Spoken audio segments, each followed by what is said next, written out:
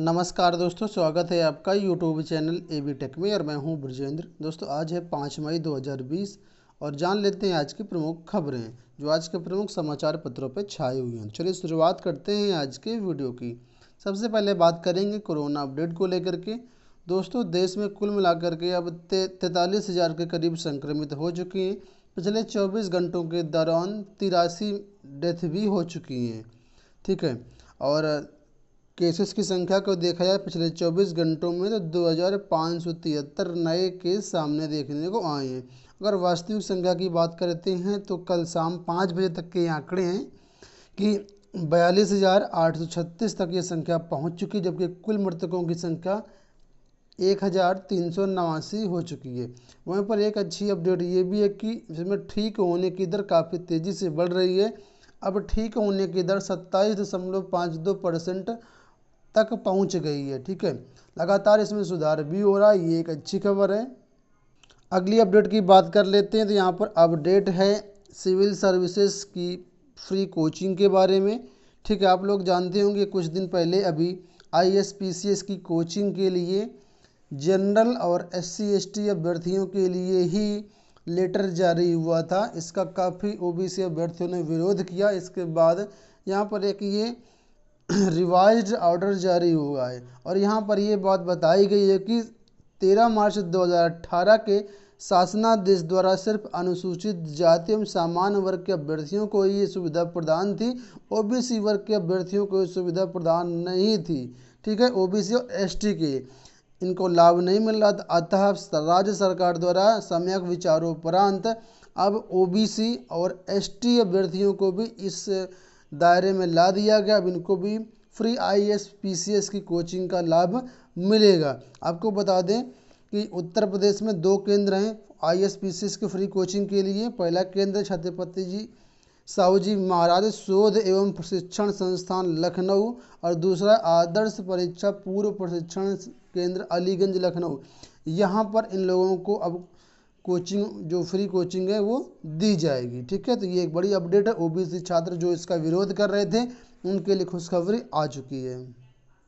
अगली अपडेट की बात करते हैं तो JEE नीट का कार्यक्रम के बाद तय होगी SEE तारीख है। दोस्तों आज 5 फरवरी है। अब माननीय HRD मिनिस्टर पोखरियाल निशंक जी आज इसका डेट के बारे में घोषणा करेंगे कब इनकी परीक्षाएं कराई जा सकती हैं। ठीक है, तो हिंदुस्तान से आज सवाल जवाब में इस पर जो मंत्री साहब हैं ये इस बात की घोषणा कर रहे हैं कि JEE और नीट की परीक्षा कब होगी, उसके बाद ही SEE की परीक्षाओं की डेट तय होगी।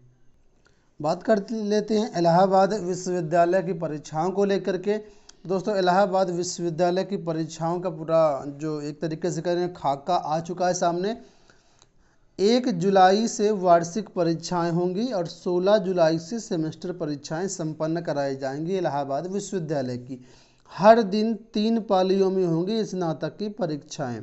ठीक है, तो इसका पूरा रूपरेखा बन चुकी है और आपको बता दें स्नातक की परीक्षाएं 3-3 घंटे की होंगी और डेली 3 पालियों में होंगी। जैसा कि सुझाव दिया गया था UGC के द्वारा कि परीक्षाओं का टाइम कम किया जाए, लेकिन टाइम यहाँ पर कम नहीं किया गया। 3-3 घंटे की परीक्षाएं ही होंगी। 1 जुलाई से परीक्षाएं होंगी और इसके बाद सेमेस्टर जो परीक्षाएं होंगी और जो परास्नातक की परीक्षाएं होंगी वो आप लोगों की 16 जुलाई से 15 अगस्त के बीच में करवाई जाएंगी। ठीक है, विश्वविद्यालय प्रशासन का कहना है कि जब परीक्षाएं शुरू होंगी यानी 1 जुलाई से तो सभी छात्रों को जो सोशल डिस्टेंसिंग है उसका पालन करना होगा, मास्क पहनना अनिवार्य होगा और इसके साथ ही सोशल डिस्टेंसिंग का पालन कराने के लिए अब सेंटर भी बढ़ाए जाएंगे, क्योंकि जिस हिसाब से पहले सेंटर निर्धारित थे अब उतनी मात्रा में वहाँ बच्चे नहीं बैठ पाएंगे, तो सेंटर की संख्या भी बढ़ानी पड़ेगी। इसका भी विचार चल रहा है, इसकी भी व्यवस्था कराई जाएगी। ठीक है,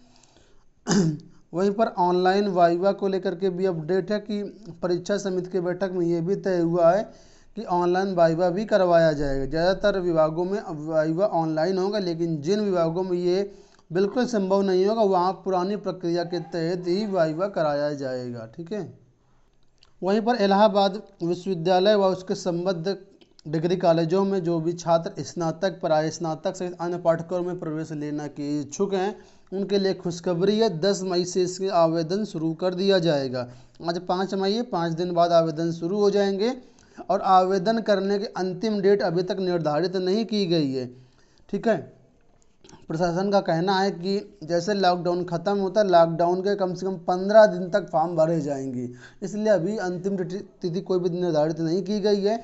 इसकी जो प्रवेश परीक्षाएं होंगी अगस्त में करवाई जाएंगी और अगस्त में ही इन प्रवेश परीक्षाओं का रिजल्ट घोषित कर दिया जाएगा, यानी प्रवेश प्रक्रिया पूरी कर ली जाएगी और सितंबर से नया सत्र शुरू कर दिया जाएगा। ठीक है, तो इस तरीके से यहाँ पर ये सब कुछ हो रहा है। अगर आप भी इसमें एडमिशन लेने के इच्छुक हैं तो 10 मई से आवेदन शुरू हो जाएंगे। governmentjobcenter.com पर भी इसके फॉर्म अवेलेबल रहेंगे। अगली न्यूज़ की बात कर लेते हैं। आज से यूपी बोर्ड की कॉपियों का मूल्यांकन शुरू हो रहा है और शिक्षकों के हित को ध्यान में रखते हुए, लॉकडाउन की स्थिति को ध्यान में रखते हुए जो उप मुख्यमंत्री हैं, शिक्षा मंत्री हैं, उन्होंने अब ये फैसला किया कि ग्रीन जोन में ही सिर्फ कॉपियाँ जांची जाएंगी, ऑरेंज जोन व रेड जोन में कॉपियों का मूल्यांकन नहीं होगा। इन्होंने बताया कि बहुत से सारे शिक्षकों ने इसका विरोध किया कि जो रेड जोन व ऑरेंज जोन में हैं सवारी वगैरह भी नहीं चल रही हैं। बहुत से ऐसे शिक्षक हैं जिनको 30, 40, 50 किलोमीटर तक सफ़र करना पड़ेगा, ऐसे में उनको दिक्कतें आएंगी, कोरोना का खतरा भी है। इस वजह से यहाँ पर फिलहाल अभी मूल्यांकन नहीं होगा, सिर्फ ग्रीन जोन में ही कॉपियों का मूल्यांकन होगा। ग्रीन जोन कौन कौन से, आपकी सुगमता के लिए हम आपके ज़िलों के नाम बता देते हैं। अमेठी, अम्बेडकर नगर, बाराबंकी, लखीमपुर खीरी, हाथरस, महाराजगंज, शाहजहाँपुर, बलिया, इसके अलावा चंदौली, चित्रकूट, देवरिया, फर्रुखाबाद, फतेहपुर, हमीरपुर, कानपुर देहात, कुशीनगर, ललितपुर, महोबा, सिद्धार्थनगर, सोनभद्र, इन 20 जिलों में ही कॉपियों का मूल्यांकन आज से शुरू होगा, बाकी जिलों में नहीं होगा। इसकी जानकारी आपको अलग से दी जाएगी। अगली न्यूज़ की बात करते हैं तो दोस्तों इग्नू की जो परीक्षाएं 1 जून से होनी थी, फिलहाल उन परीक्षाओं को पोस्टपोन कर दिया गया है। आप देख पा रहे हैं यहाँ के 1 जून से होने वाली इंदिरा गांधी राष्ट्रीय मुक्त विश्वविद्यालय की सभी परीक्षाएं कोरोना वायरस की महामारी के कारण स्थगित कर दिया गया है। लॉकडाउन के कारण अभी नई परीक्षा की कोई भी तिथि घोषित नहीं की गई है। लॉकडाउन खुलने के बाद इन परीक्षाओं के नई तिथियाँ घोषित की जाएंगी। बात करते हैं यूपीपीएससी की, तो यूपीपीएससी की दोस्तों एपीओ मेंस 2018 व सहायक अभियंता भर्ती परीक्षाएं स्थगित कर दी गई हैं। ये परीक्षाएं जो थी काफ़ी महत्वपूर्ण परीक्षाएं थी। एक परीक्षा होनी थी इसमें 16 मई को और दूसरी जो परीक्षा होनी थी 7 जून को, तो ये दोनों परीक्षाएं फिलहाल पोस्टपोन्ड हो गई हैं। अब बहुत ही जल्द आपको एक न्यूज़ और मिलेगी कि पीसीएस प्री 2020 की परीक्षा भी पोस्टपोन्ड हो जाएगी। वहीं पर आयोग का कहना है कि जो परीक्षाएं पोस्टपोन्ड हुई हैं, चाहे वो वीडियो परीक्षा हो या पीसीएस 2019 मेंस परीक्षा हो, एपीओ परीक्षा हो या कोई भी परीक्षा हो, जो भी परीक्षाएं पोस्टपोन्ड हुई हैं उनके बारे में आपको समय से पहले सूचित कर दिया जाएगा, ताकि आपको लोगों को तैयारी करने में कोई भी दिक्कत ना हो। ठीक है, वहीं पर एसएससी का कहना है कि एसएससी की जो कई परीक्षाएँ पोस्टपोन्ड हुई हैं, इसके लिए एसएससी अपना परीक्षा कैलेंडर जारी करेगा और परीक्षा कैलेंडर कम से कम 1 माह पहले जारी किया जाएगा, जिससे अभ्यर्थियों को कोई भी परेशानी ना हो। ठीक है, फिलहाल उन्होंने कहा कि लॉकडाउन हटने के बाद ही परीक्षा की डेट जारी की जाएगी। ठीक है, अगली अपडेट की बात कर लेते हैं तो निःशुल्क एवं अनिवार्य शिक्षा विधेयक के तहत शहर के निजी व सरकारी स्कूलों में दुर्बल वर्ग के अभिभावकों के बच्चों को निःशुल्क दाखिले की ऑनलाइन आवेदन की तारीख सोमवार को ख़त्म हो गई। यहाँ पर बात हो रही है आरटीई आवेदन फॉर्म की, तो इसकी डेट सोमवार को ख़त्म हो गई है। वहीं पर लॉकडाउन के कारण बहुत से ऐसे अभिभावक लोग हैं जो इसमें आवेदन नहीं कर पाए। इस परिस्थिति को देखते हुए निजी संस्थानों ने बेसिक शिक्षा विभाग से आवेदन तिथि बढ़ाने की मांग की है। आपको बता दें अब तक उत्तर प्रदेश में लगभग 72,000 अभिभावकों ने अपने छात्र छात्राओं के लिए निःशुल्क दाखिले के लिए आवेदन किया। इस पर आवेदन की डेट बढ़ाने पर भी विचार चल रहा है।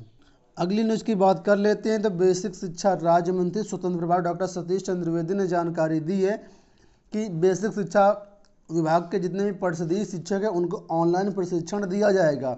ऑनलाइन प्रशिक्षण देने के लिए सारी व्यवस्थाएं चल रही हैं। दीक्षा ऐप के जरिए इनको ऑनलाइन प्रशिक्षण दिया जा रहा है। बताया कि अब तक 76,926 शिक्षक घर बैठे ऑनलाइन प्रशिक्षण ले रहे हैं।